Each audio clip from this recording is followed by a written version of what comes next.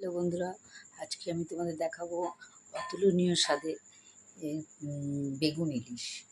তো বেগুন ইলিশ করতে যে যে উপকরণগুলো লাগছে সেটা হচ্ছে মাছটা আমি ভেজে রেখেছি, আর বেগুনগুলো ভাজবো, আর সর্ষে কালো সর্ষেটা আমি মিক্সিতে করে মিক্সিতে পেস্ট করে ছেঁকে রেখেছি, ছাঁকনি দিয়ে ছেঁকে রেখেছি।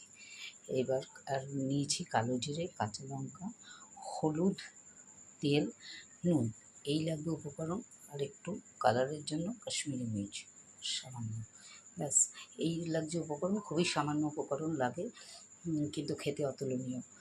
তো শুরু করা যাক ইলিশ বেগুন দিয়ে ঝোল। মাছ তো আমি ভেজেই নিয়েছি, আর এবার আমি কড়াতে কড়াটা গরম হলে আমি বেগুনটা ভেজে নেব।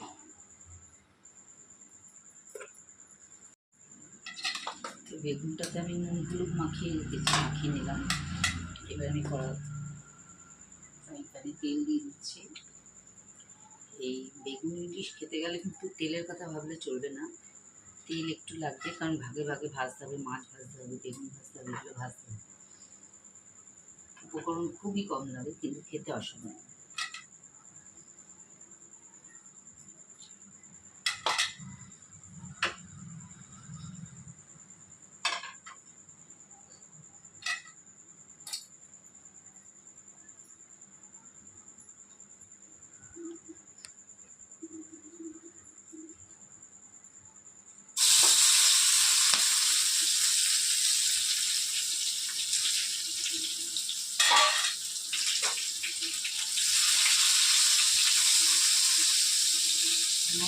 নুন দিয়েছি।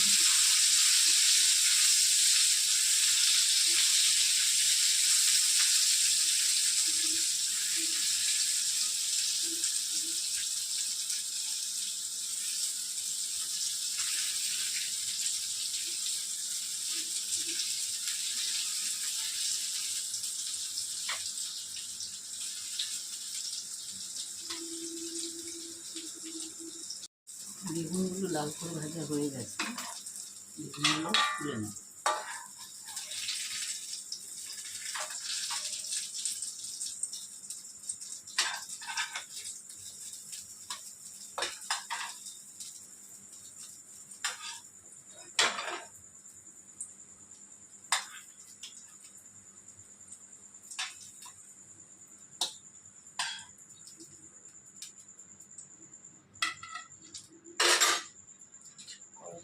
একটু তেল দেবো।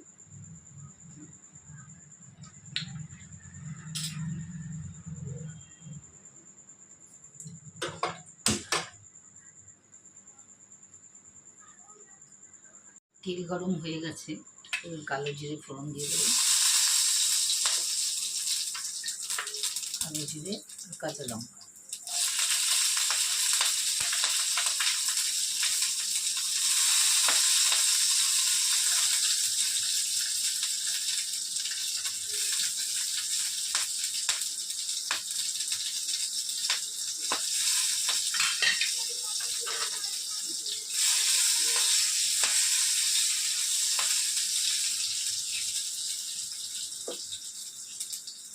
এবার এর মধ্যে যে সর্ষেটা আমি পেস্ট করে রেখেছিলাম, পেস্ট করে ছাঁকনি দিয়ে ছেঁকে রেখেছিলাম,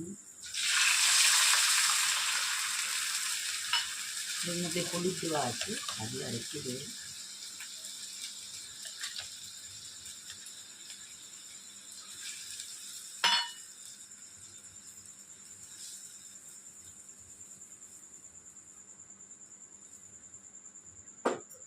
এর মধ্যে দিয়ে দেবো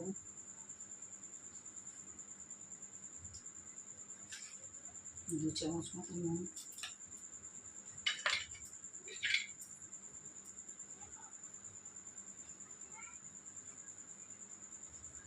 ফুটে উঠলে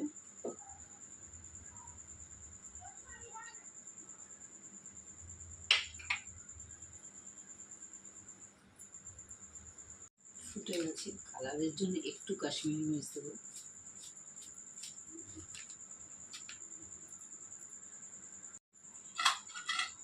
এবার এর মধ্যে মাছগুলো দিয়ে দেবো।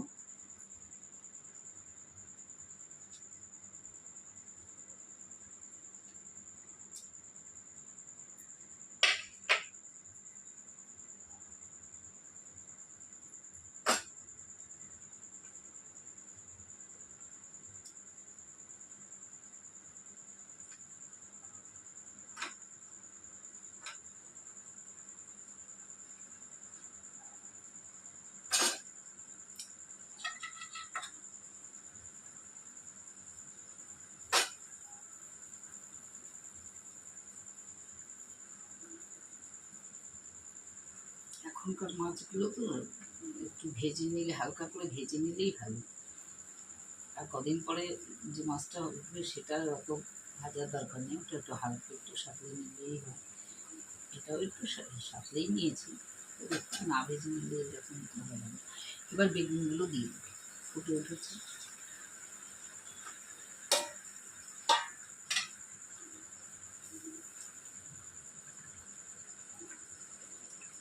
নামাবার আগে একটু কাঁচা সর্ষের তেল দিয়ে নামিয়ে নেব। বন্ধুরা কি সুন্দর কালার এসছে। এবার নামাবার আগে একটু সর্ষের তেল দিয়ে নামিয়ে নেব।